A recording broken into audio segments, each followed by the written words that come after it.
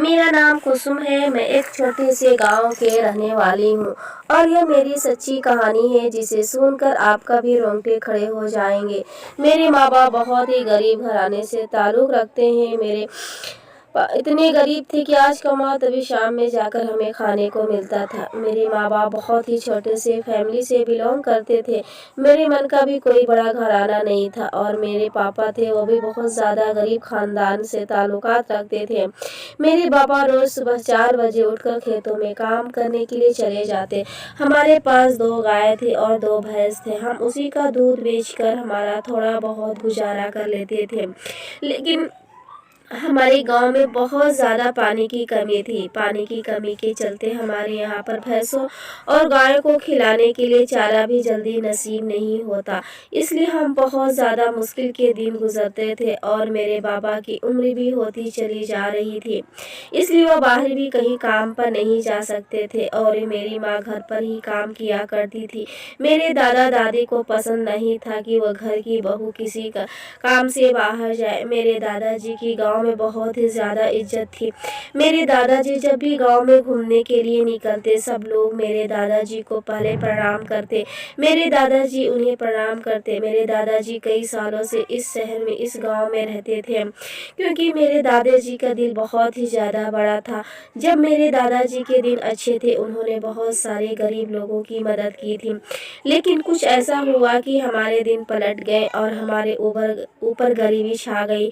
लेकिन फिर भी लोग मेरे दादाजी की बहुत ज़्यादा इज्जत किया करते थे।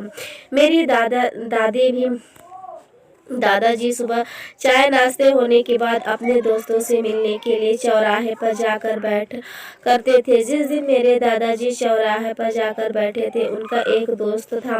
उनका दोस्त उनसे कहने लगा, रामू मैं तुम्हारे पोती के लिए एक रिश्ता लाया हूँ। अगर तू चाहो तो मैं उनके साथ बात कर सकता हूँ क्योंकि वो बहुत ही अच्छे घर के लोग हैं। उनके यहाँ पर 10 गाय हैं, 5 भैंसों की 50 बकरियाँ और कुछ मुर्गी, और तुम चाहो तुम्हें तुम्हारे पोती की बात उनके साथ करवा सकता हूँ। उसका रिश्ता उसके साथ तय करके आता हूँ। मेरे दादाजी झट से उस रिश्ते के लिए मान गए क्योंकि मेरे दादाजी ने सोचा मेरी पोती अगर अच्छे घर में जाएगी तो सुखी रहेगी, उसका भला होगा और उसके बच्चों का भी भला होगा।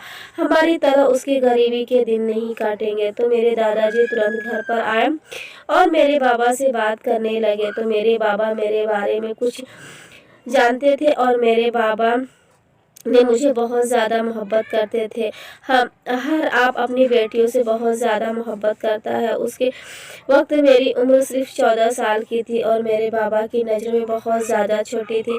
मेरे बाबा अच्छे से समझ सकते थे क्योंकि मैं बहुत ज़्यादा नादान थी और बोली थी। मेरे बाबा सुबह सवेरे ही खेतों में निकल जाया करते थे। मेरे बाबा को खेत में बहुत ज़्यादा काम हुआ करता था। खेत में ही हमारा बहुत बड़ा सा एक गोटा बांधा हुआ था। मेरे बाबा उसे गोते में जो गाय भैंस बंधी हुई थी उन्हें बाहर निकलते, उन्हें थोड़ा सा घूमने फिराने लेकर जाते, उन्हें नीला धूल कर खाना देकर अब पानी पिलाकर फिर से गोटे से बांध दिया करते थे। मेरे बाबा को बहुत ज़्यादा काम हुआ करता था। मेरे बाबा दिन भर हाल चाल कर थक कर हर शाम में जब घर आते तो हम सब लोग मेरे बाबा के पास बैठकर बहुत देर तक बात करते। मेरे बाबा थक हार आकर चारपाई पर बैठ गए। मेरे बाबा जैसे ही चारपाई पर बैठ गए हम सब लोग भी मेरे बाबा के पास आकर बैठ गए। मेरे दादाजी, मेरी माँ, हम सब लोग वहाँ पर आ गए। मेरी माँ मेरे बाबा के लिए चाय बनाने के लिए अंदर चली गई। मेरी माँ ने चूल्हे पर चाय बनाई और सबके लिए मेरी माँ चाय बनाकर लेकर आई और मेरे बाबा के पास चारपाई के पास खड़ी रही। मेरे मन के सर में पल्लू कभी नहीं गिरता था। मेरे दादाजी थोड़े से स्ट्रिक थे लेकिन मेरी दादाजी बहुत अच्छी औरत थी। मेरी माँ और मेरी दादी की बहुत ज़्यादा बनती थी। मेरी दादाजी थोड़े देर के बाद मेरी शादी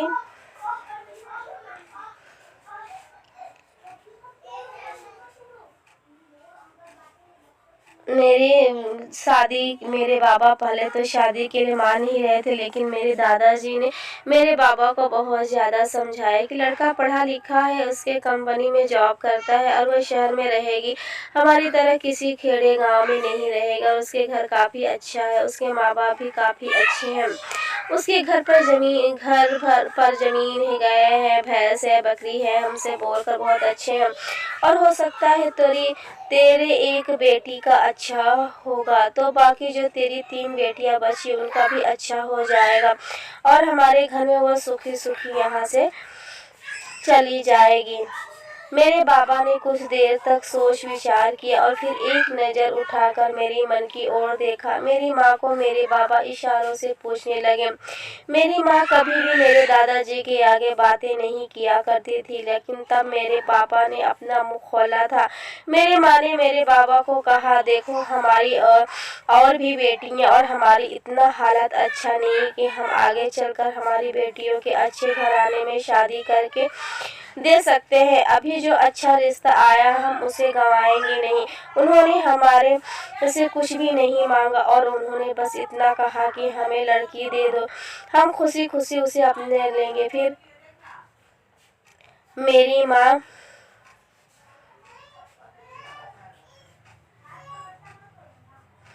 और देखते देखते मेरी और मुकेश की शादी हो गई। मुकेश की और मेरी जिस दिन शादी हुई उसी दिन बेडरूम में बैठी थी और मेरे लिए अलग से कमरा दिया हुआ। मुकेश का घर काफ़ी अच्छा था और काफ़ी बड़ा भी था।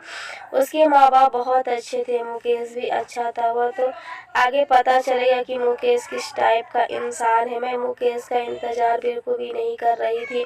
मुझे ऐसा लग रहा था कि कभी भी मुकेश कमरे में ना आए, क्योंकि मुझे शादी के नाम से बहुत ज़्यादा डर लगता था। मेरे जो सहेलियां थे उन्होंने बता रखा था कि क्या तकलीफ़ होती है। मैं मुकेश का बिल्कुल भी इंतज़ार नहीं कर रही थी, लेकिन कुछ देर बाद मुकेश अपने हाथ में दूध का गिलास लेकर अंदर आया तो मुझे देखकर बहुत ज़्यादा घबरा गई दारी और उसे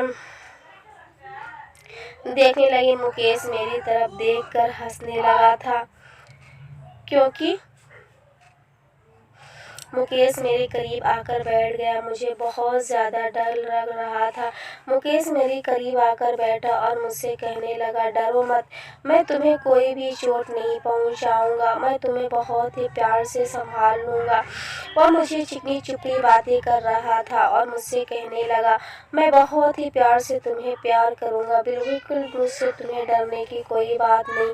मैं तुमसे 5 साल से बड़ा हूँ, इसलिए मैं तुमसे कह रहा हूँ कि मैं तुम्हें बिल्कुल भी तकलीफ नहीं दूंगा। और वो प्यार भरी बातें करते करते मुझे अपने करीब ले गया और उसने अपनी बाहों में भर लिया। मैं बड़ी झटपट आहत करने लगी, मुझे बहुत ज़्यादा तकलीफ होने लगी थी, लेकिन मुकेश करने को तैयार नहीं था।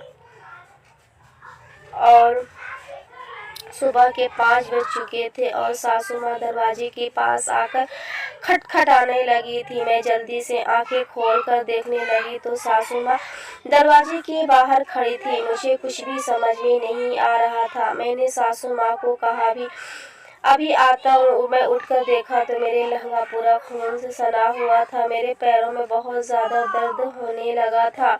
मैं उठकर खड़ी हो गई और मुझे चक्कर से आने लगे थे। मैं जल्दी से बाथरूम में गई, नहा धोकर बाहर आई। मुझे चलने में भी दिक्कत होने लगी थी।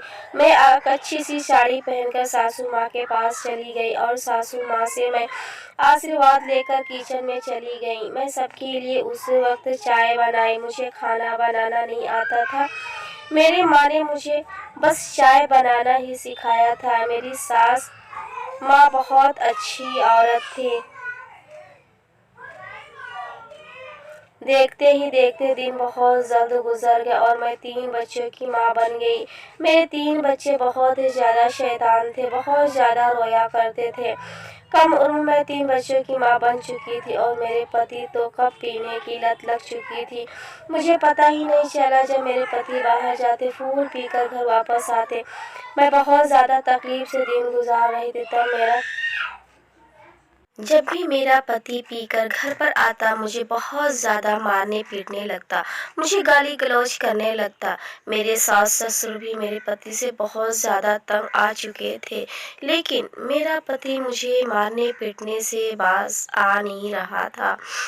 और मैं बहुत एक दिन मेरा पति फुल नशे में दूध घर पर आया और आते ही मेरा हाथ खींचकर मुझे कमरे में लेकर जाने लगा। मुझे बहुत ज़्यादा शर्म महसूस होने लगी थी। मेरे छोटे छोटे मासूम बच्चे मुझे देखकर रोने लगे थे। मेरे सास ससुर भी घर पर मौजूद थे, लेकिन इस शराब के नशे से कुछ सोच नहीं रहा था और यह मुझे रूम में खींचा चला जा रहा था। मैं उसे ढूंढ कर रही थी, उसे हाथ छुड़ाने की कोशिश कर रही थी, लेकिन वो मेरा बाल पकड़कर मुझे रूम तक ले जाने लगा। मुझे बहुत ज़्यादा शर्म महसूस होने लगी थी। ऐसा लग रहा था कि क्या अभी मैं ज़मीन फटे और वहाँ पर जाकर मर जाऊँ, क्योंकि सास ससुर के सामने ऐसा सब कुछ अच्छा नहीं लगता। मुझे बहुत ही गंदा महसूस हो रहा था। उसने मेरे तीनों बच्चों को एक थप्पड़ मारकर दूसरे 3 घंटे तक मुझे कमरे में रुलाता रहा। मैं रोती भी रही, लगती रही, हाथ जोड़ती रही, कुछ तो शर्म करो, तुम्हारे माँ बाप घर पर हैं। लेकिन उसने 3 घंटों तक मुझे खूब रुलाया। मैंने उसके आगे बहुत हाथ जोड़े, लेकिन जब वह मान नहीं रहा और 3 घंटे तक उसने मेरे साथ वो गंदा काम किया, जिसे बताने में भी अब मुझे शर्म आ रही है। इतने गंदे तरीके से उसने 3 घंटे मुझे रुलाया। तभी मैंने मन में सोच लिया कि अब मुझे जिंदा नहीं रहना है। वह 3 घंटों तक गंदा काम करके सो गया और मैं कमरे से बाहर आई और आते ही सीधे से घर के बाहर निकल गई। मेरे सास ससुर माँ मुझे रोक रहे थे, लेकिन मेरी बिल्कुल भी रुकने का मन नहीं कर रहा था। मैं सीधा भागते दौड़ते एक पहाड़ के ऊपर चढ़ गई। पहाड़ पर चढ़ते ही मैं अब सोचा मैं यहाँ से कूद कर अपनी जान दे दूंगी। जैसे ही मैं ऊपर चढ़ने लगी तभी मेरी माँ ने हाथ पकड़ा और मेरे मुंह पर एक जोरदार थप्पड़ मार दिया और मुझे लगाकर कहने लगी, तू ये क्या कर रही है, चल मेरे साथ। मेरी माँ मुझे लेकर अपने घर आ गई और मेरे मन में कहा, अम्मा ने कहा, माँ आपको किसने बताया कि मैं यहाँ पर अपनी जान देने आई हूँ। तभी मेरी माँ ने बताया, तेरे सास का फोन आया था और तेरे सास मुझे रोज अपने बेटी की करतूत बताती रहती थी। मेरा दिल बहुत ज्यादा रोया करता था, लेकिन गरीबों के चलते मेरे लेने के लिए नहीं आई। लेकिन आज हद से ज्यादा हो गया। तेरे साथ में जैसे ही तू घर से बाहर निकली मुझे फोन करके सब कुछ बता दिया। मेरे सास ने मुझे यह बताया कि तू कहाँ पर गई है। वैसे ही तेरे आने से पहले मैं यहाँ पर आ चुकी थी। जैसे ही तू करने वाली थी मैं तेरा हाथ पकड़ कर घसीट लिए, तेरी जान बचा ली। दोस्तों उम्मीद करती हूँ ये वीडियो आपको ज़रूर पसंद आया होगा। लाइक कर दीजिएगा, ज़्यादा से ज़्यादा सब्सक्राइब कर दीजिएगा और आगे की स्टोरी पूरा आप ज़रूर सुनिएगा। जब मैं और मेरी माँ घर पर आए तो मैंने देखा कि घर पर मेरी दूरी की हुई आकर बैठी हुई दादा दादी भी उसके साथ बैठकर बातें कर रहे। मेरी बुआ ने जब मुझे मेरे मन के साथ देखा तो थोड़ी सी परेशान हो गई और मेरी माँ को कहने लगी, कैसा क्या आज इधर आई है। मेरी माँ ने उसे किसी भी बात का एहसास नहीं होने दिया कि मेरे ऊपर क्या बीती है। मेरी माँ चाय बनाने के लिए अंदर चली गई। मैं बुआ को हाय हेलो किया, थोड़ा सा बुआ के पास बैठी, उसके पास पड़ी और कमरे में जाकर बैठ गई। मुझे वह पूरा वाक्य याद आने लगा कि मेरे साथ किस तरह से दरिंदगी किया था। मैं फिर से बौखला उठी थी। मेरा पति नशे में इतना दुख था कि उसे कुछ भी होश नहीं था। वह किस कदर मुझे लूट रहा है। उसने मुझे पहले गोद में उठाया और जोर से पलंग पर फेंक दिया। जैसे उसने मुझे पलंग पर फेंका मेरी कमर में बहुत तेज दर्द होने लगा। वह इतनी बड़ी बेदर्दी से मेरे पास आया और मेरे ऊपर कूद गया। मेरे पूरे पेट में और मेरे पैर में दर्द होने लगा। उसने बड़ी बेदर्दी से मेरे कपड़े खींचना शुरू कर दिया। जब वो मेरे कपड़े खींच रहा था मुझे बहुत ज़्यादा दर्द होने लगा था। न कोई जीप अटा रहा न कोई बटन, मेरे कपड़े फाड़ते चला जा रहा था और उसकी हैवानियत से मैं बहुत ज़्यादा परेशान हो गई थी। वह एक हैवान जानवर की तरह बन चुका था। फिर उसने मेरे बाल पकड़ मुझे पलंग से नीचे गिरा दिया और जैसे ही मैं पलंग से नीचे गिरी उसने फिर से मेरे बाल बोल पड़े और मुझे दीवार से चिपका दिया। मुझे बहुत ज़्यादा दर्द हो रहा था लेकिन वो फिर भी मेरी पीठ को पीछे से कुछ ऐसा कर रहा था। मैं दर्द से कर रही थी, मुझे बहुत ज़्यादा तकलीफ हो रही थी। जैसे उसने मुझे दरवाजे की तरफ धकेला, मैं दरवाजे के पास जाकर गिर गई। जैसे ही मैं गिरी उसने मेरी टांग पकड़कर मुझे अपनी ओर खींचा। जैसे वो मुझे अपनी ओर खींचने लगा फिर से मेरी कमर में और ज़्यादा दर्द होने लगा। उसने फिर से मेरे बाल पड़े और मुझे दीवार से चिपका दिया और मेरे पूरे शरीर को ऐसे तकलीफ पहुंचाया जिसे कि मैं आपको बयां नहीं कर सकती। मैं अभी वो वाक्य याद कर रही हूँ तो मेरे बदन पर कांटे उभर रहे हैं। तब सोची मेरी हालत क्या हो गई होगी। मैं कमरे में तड़प रही थी, रो रही थी, चिल्ला रही थी, भीख मांग रही थी। मेरी बेचारी सास ससुर बाहर कमरे के खड़े होकर अपनी बेटी का तमाशा देख रहे थे। वह बेचारे अपने आप को बहुत ज्यादा बेबस महसूस कर रहे थे। मेरी सास दरवाजा पीट रही थी और मेरे ससुर इन्हें चिल्ला रहे थे, लेकिन फिर भी मेरे पति को होश नहीं था। मेरा पति 3 घंटे तक मुझे घसीट घसीट कर मेरा साथ गंदा काम करता चला जा रहा था। मैं अभी भी यह वाक़या याद करके बहुत ज़्यादा रोने लगती हूँ और मेरी आँखों में और मेरे मन के घर पर 2 दिन तक रोती रही, क्योंकि मेरे छोटे छोटे बच्चे वहीं पर मेरे सास के साथ थे। 2 दिन तक मैंने ऐसे ही गुजरे और 2 दिन के बाद मेरी सास मेरे छोटे बच्चे को लेकर मुझसे मिलने के लिए आ गई और मेरे सास के साथ आने के लिए हम तैयार हो गए। लेकिन मेरी सास बहुत अच्छी औरत थी। उसने कहा तो आप नहीं जाएंगी, जब तक तेरा पति सुधरेगा नहीं तब तक तू तेरे माँ बाप के पास ही रहेगी। तेरे बच्चों का खर्चा मैं यहाँ पर ला कर दे दिया करूँगी। मेरी सास मुझसे मिलकर वापस घर चली गई। जैसे ही मेरी सांसों पर चली गई वैसे अपने बेटे को ताने देने उसने शुरू कर दिए। मेरा पति बहुत अच्छा इंसान था लेकिन शराब पीने की वजह से उसका दिमाग खराब हो गया था। वह जान चुका था कि उसने कितनी बड़ी रकम चुकाई है। मुझे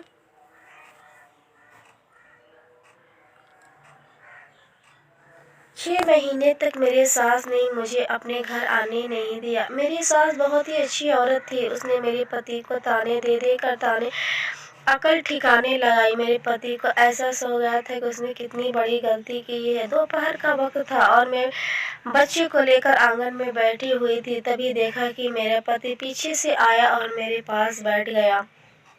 मुझे वह देखकर कहने लगा, देखो मुझे माफ़ करो, मैं तुम्हें से दिल से जान से माफ़ी मांगता हूँ।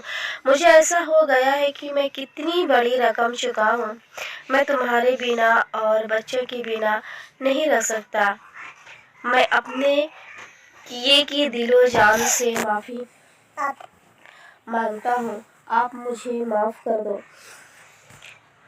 उसने मेरे मन बाबा दादा दादी सबसे माफ़ी मांगी और मुझे लेकर घर आया। जैसे ही मैं घर पर मेरे सास के गले लगाकर खूब रोने लगी। मेरी सास भी मेरे गले लगकर खूब रोने लगी और बेटे से कहने लगी, अगर इसके आगे तूने मेरी बेटी को तकलीफ दी तो याद रखना कि तुझे फटकार दूंगी। और मेरे पति मेरे सास ससुर अब बहुत खुशहाल ज़िंदगी गुजारते हैं। कहते हैं न कि एक औरत ही दूसरी औरत का दर्द समझता है। दोस्तों, उम्मीद करती हूँ कि आपको यह मेरी कहानी पसंद आई होगी। कहानी पसंद आई तो वीडियो को लाइक करें, चैनल पर नए हो तो चैनल को सब्सक्राइब करें और हाँ, नोटिफिकेशन बिल को ज़रूर दबाएं ताकि मेरी आने वाली सभी वीडियो आप तक पहुँच जाए। तब तक के बाय बाय, अल्लाह हाफिज़।